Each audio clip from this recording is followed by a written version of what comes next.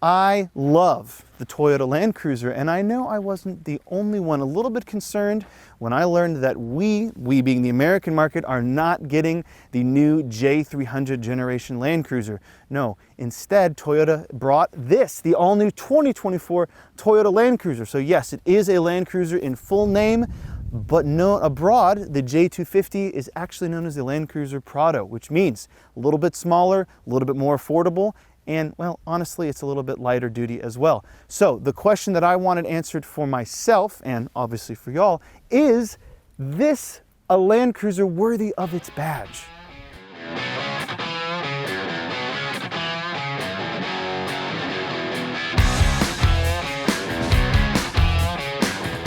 So that's the big question.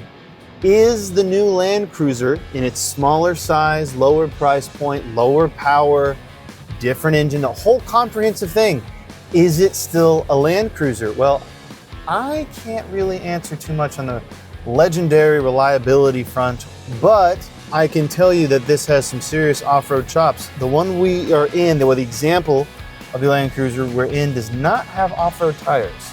So we are on standard road tires, as it were, and it is doing quite an impressive job of handling this curated off-road course, but it is still very impressive.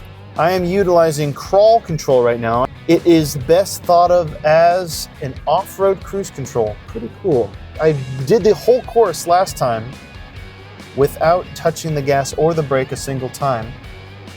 And you can toggle the speed up or down from 1 to 5 using the dial that's around this as mode select that you usually use to select sport or normal or eco mode, but it turns into a rotary knob for the crawl control. Pretty cool. Speaking of, I'm gonna dial up a couple ticks. So again, I have not touched the gas. Very impressive. On the screen, I love, there's a front camera that even when, a lot of times when you're off-roading and older stuff, you get on an incline and you just see sky, and it can be kind of, if you're not used to the trail or you're not familiar with it, it can be kind of nerve-wracking. What are you gonna come down on? What's on the other side? The Land Cruiser here has a front-mounted camera that pretty much eliminates that. It's really nice. I can see everything ahead of me. And again, no off-road tires on this spec, and it is doing phenomenally well. All the good stuff is being used right now. At the moment, we're in 4 low. I have the sway bar disconnected and the center differential is locked.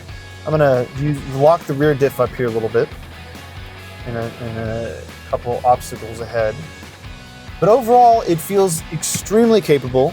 Now, is the solidity there? That is an interesting question, because I have driven a fair amount of older Land Cruisers, including the immediate predecessor to this, and I have driven the one before that and the one before that, and they all imparted that immutable sense of like it's carved from one chunk of granite, and it was great, and it was addictive, and it was one of the best things about the Land Cruiser.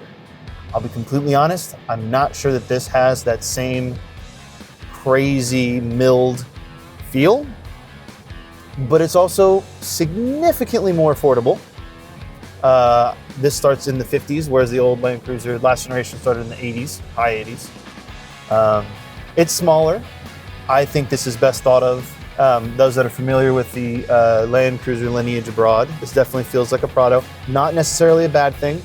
I also don't think it's necessarily a bad thing that Toyota might see the benefit in getting more sales with a more affordable, smaller Land Cruiser like this one, eliminating the old Land Cruiser version and just using the current Lexus LX SUV as the conquest to capture those previous Land Cruiser customers, because they weren't selling a ton of those here before.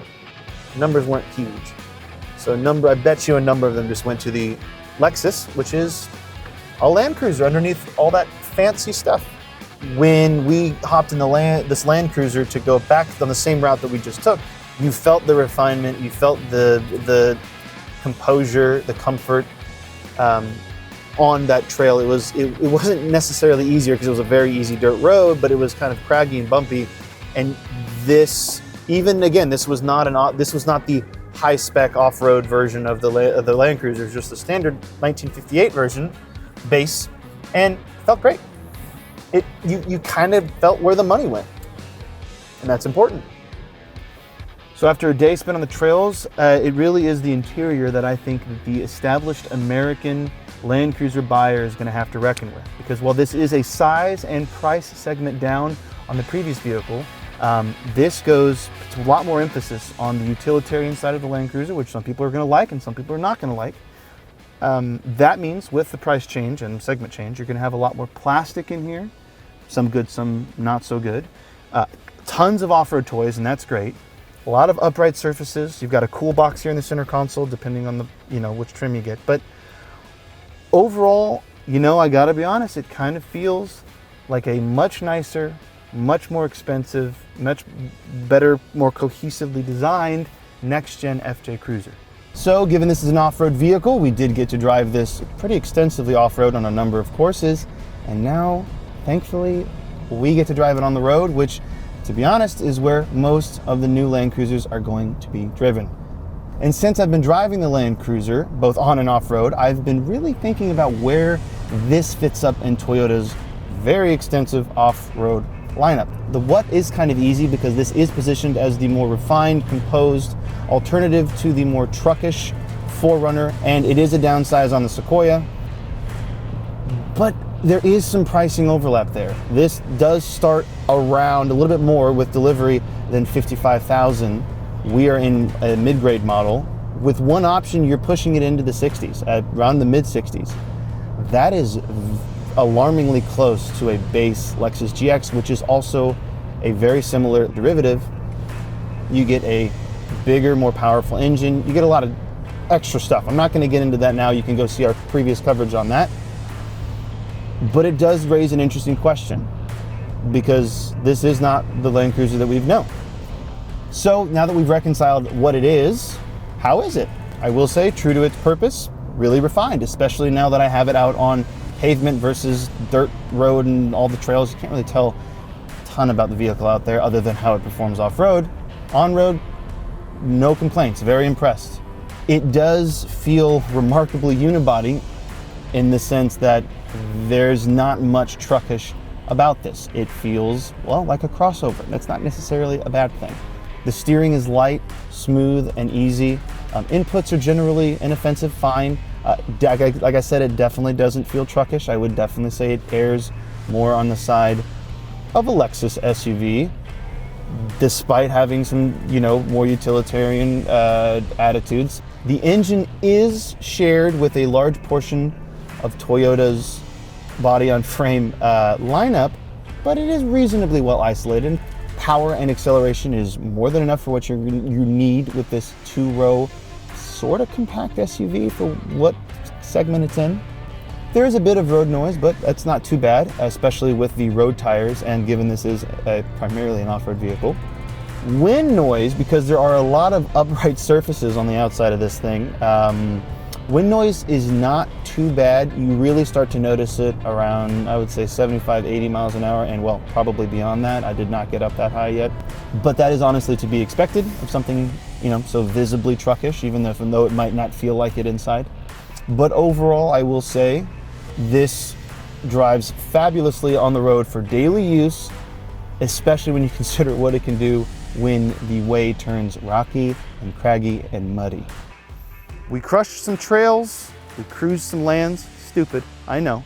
But at the end of all this, I've come to the conclusion that yes, I do believe that the 2024 Toyota Land Cruiser is deserving of its badge.